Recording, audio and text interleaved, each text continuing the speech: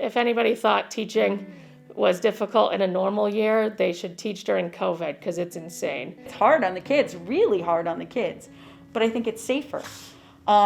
They have listened and addressed like the athletics. Some schools had no athletics. Oh, in one word, unpredictable. We weren't expecting that. Let's just say that.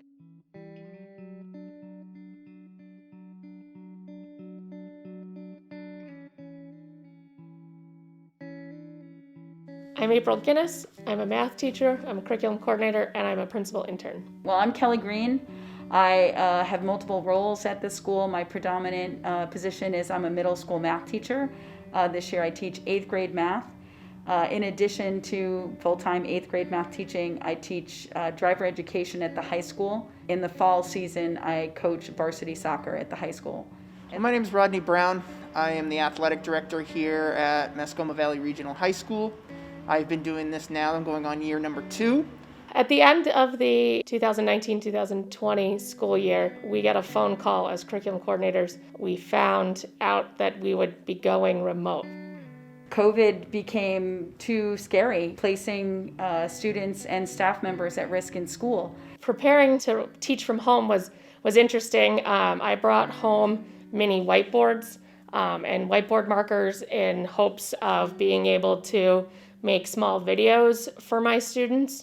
However, I learned because, math takes up a lot of space that one small whiteboard was not going to cut it. So I ended up using Sharpies and just white computer paper and made videos in my kitchen in order to post them online so that the kids could watch a lesson and then attempt the homework from there. There is a lot of technology that we were able to attach to our teaching, but it isn't technology that's engaging to the student, and many of the students just checked out. Like, remote learning meant snow days to them. Some kids just, kind of fell off the wagon, so to speak.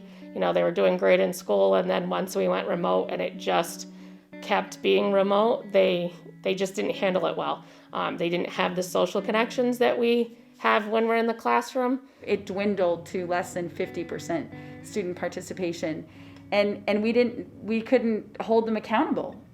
We didn't know how to be remote teachers, and they didn't know how to be remote students, and we didn't know what their families were going through. We didn't want to, if they had sick family members, if mom or dad was out of work, or if they lived with grandparents and their grandparents were in a population that maybe was vulnerable to contracting the virus. We did not want to cause any undue stress and more anxiety from just the situation as it was. You felt especially for your senior athletes, because a lot of those athletes that were looking forward to a spring sport were unable to have such a thing. We made do, though. We did. We made sure to celebrate those athletes. We made sure to stay engaged with them remotely. We did some great things. I promoted our senior athletes through a senior spotlight every day, highlighting their career here at Mascoma Valley through my Facebook and social media account. Over the summer, I spent a lot of time working with administration. I came into the school and tried to work on how can we fit kids in the classroom, how can we meet the CDC guidelines, what can I do within my department to help everybody be a little bit more comfortable. I was trying to get programs restarted that did not involve math. Driver education, for instance. I had a class that was in the middle of their driver education program when we went remote. And the governor shut driver education down. Forget what our school district did. The governor shut it down, and there was no driving at all with students.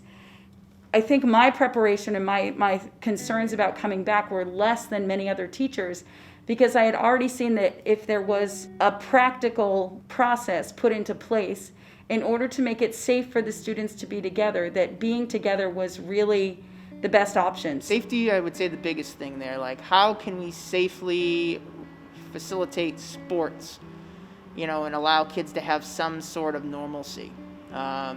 We talk about mitigation measures and things that we could do, wearing a face covering, practicing social distancing. plentiful amounts of hand sanitizer and other sanitizing materials.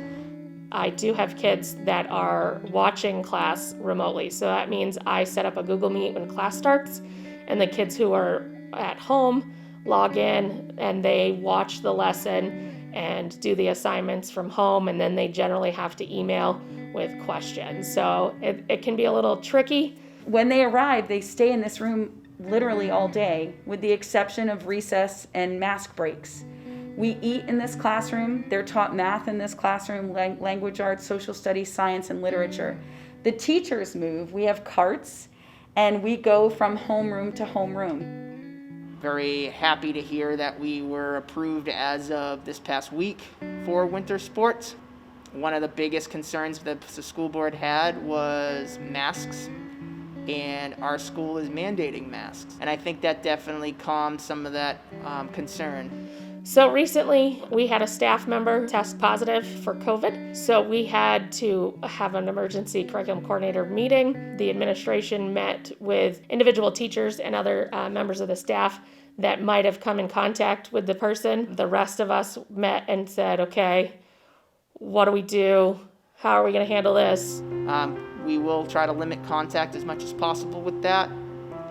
And it's just kind of a wait and see. Closing for 2 days allowed the maintenance department to come through and really deep clean the building. And they use the hydrostatic gun that cleans and disinfects, but they really hit it pretty hard while we were gone. I think the school did a tremendous job, and I'm grateful that it was only for 2 days. One, I don't like being a remote teacher. I much prefer my in-person teaching. I like being with my students in person.